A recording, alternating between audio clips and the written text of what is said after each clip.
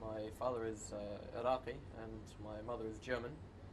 However, I've lived in neither country. I was actually born and raised in the UK, in England to be more specific, in a city called Kent, which is in the southeast of England, about 2 hours drive away from London. I've spent the majority of my life in England, and I'm still there currently, studying at university.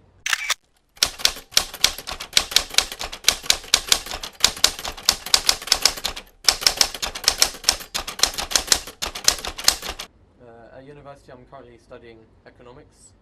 I'm going into my final year next year and will be graduating next December, inshallah. Being a Western country, the Muslims in England are obviously a minority. However, they've established themselves quite well. You find vast numbers of masjids around the country, as well as a growing number of Husseiniyyas and Islamic centres, which is very good. Although, unfortunately, in Southampton, there hasn't quite been established as well as other areas. We've only got currently two or three masjids there, including a room that we've been allocated at a university. However, you could say it's expanding. We have Husseiniyyah that's currently being built close by to the university. It's been organised by the Afghan community there, since, well, the Afghans make up the majority of the Shias in Southampton, followed closely by the Iranians. However, whenever it comes to any majalis, it's usually held in someone's house, obviously, because the numbers aren't so large in the Iranian community.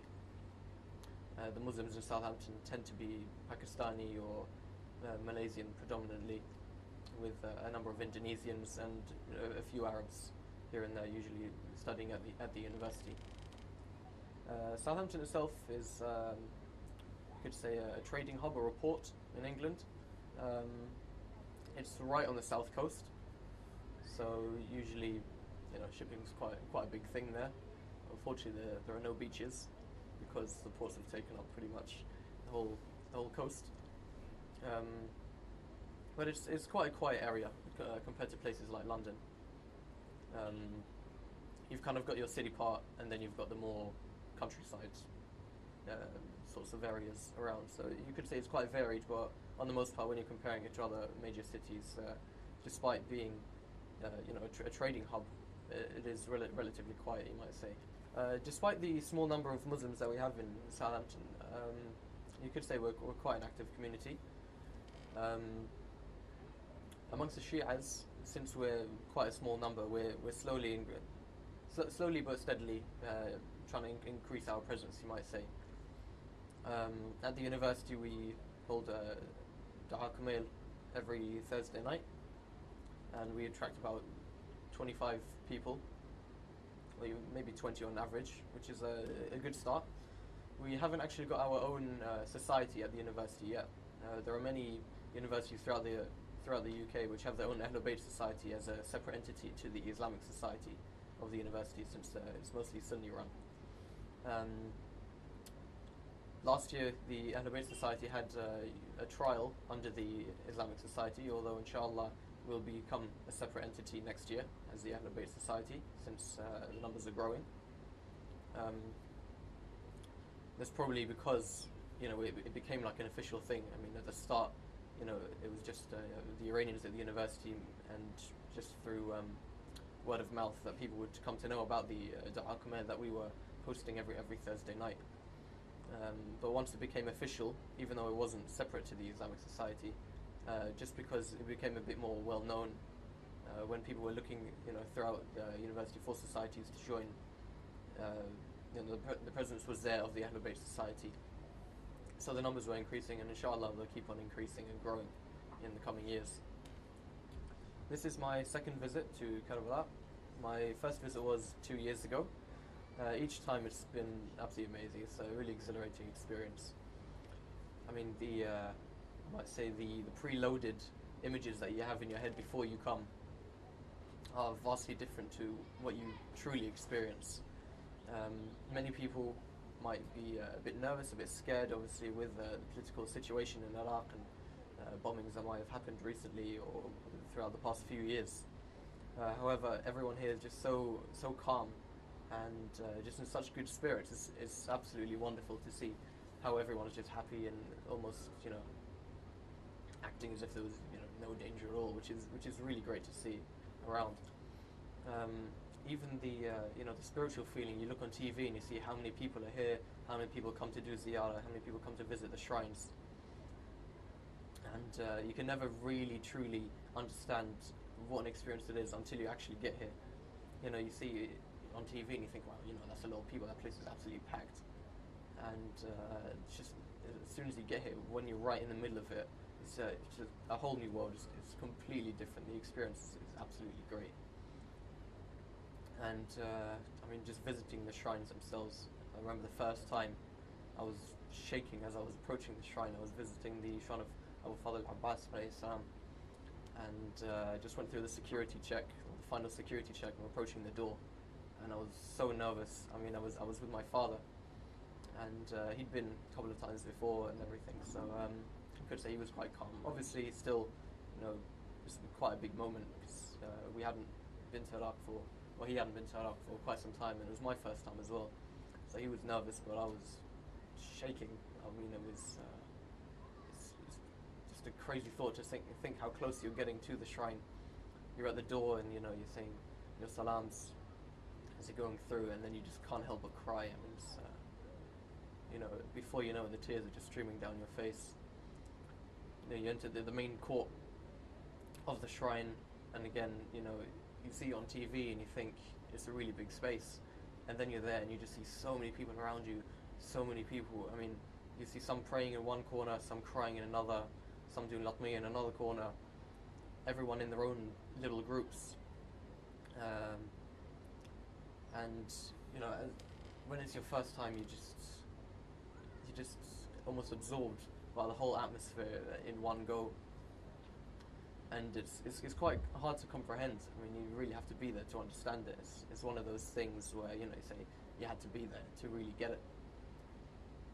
And then the experience when you start shaking and you're coming close to tears again is when you're really just about to approach the shrine and you just see it for the first time with your own eyes. And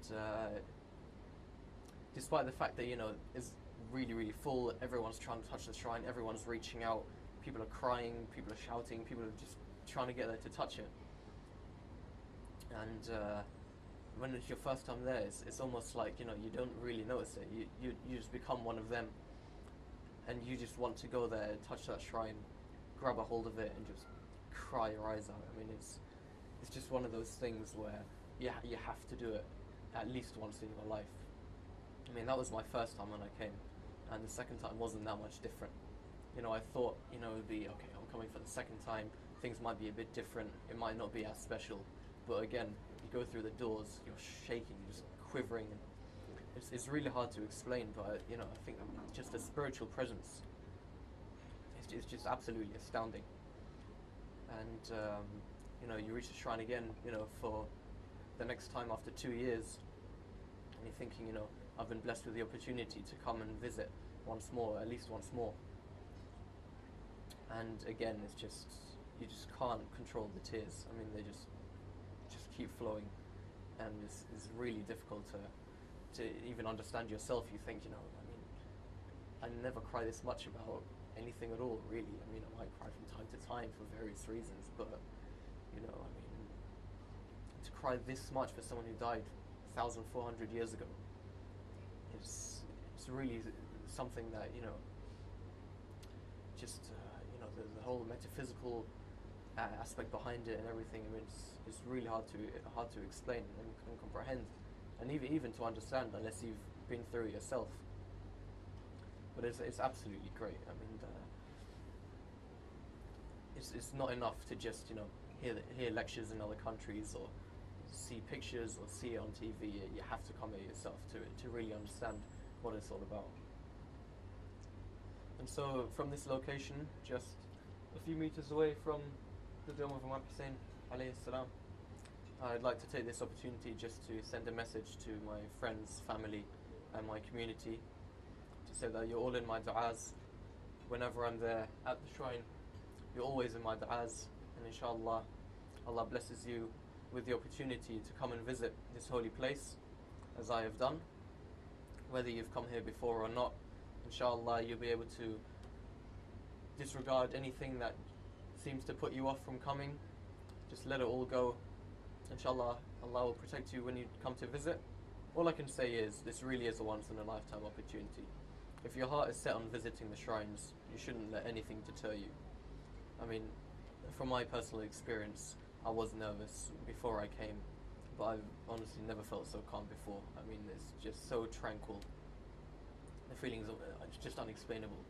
So if you really, really have a desire to visit, you really should come. You don't just have to come and visit Karbala. For example, you can go visit Karbala, you can visit Imam Ali's shrine. There's so many other locations in Iraq where you can go. I mean, it's just such an exhilarating experience. Karbala for me is particularly special because I've always felt that I've had quite a strong link with Imam Hussein.